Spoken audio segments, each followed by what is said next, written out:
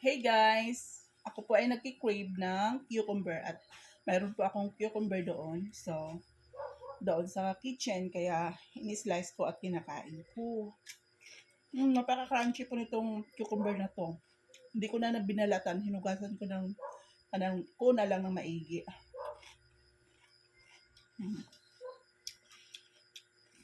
Tapos na kaming kumain ng dinner at bigla ako ng crave ng cucumber. So, ito, nag-slice ako ng agad-agad.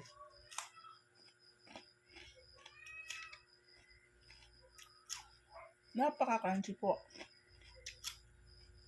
Mm. Malamig po siya kasi nilalagay ko sa ref. Ay, may tayo.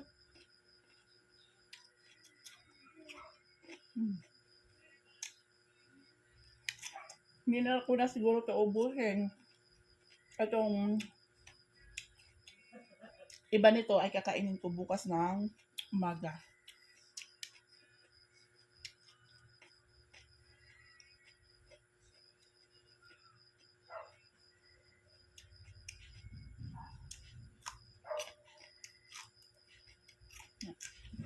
Kaya, kaya pala guys, huwag niyong kalimutan mag-subscribe ng channel namin.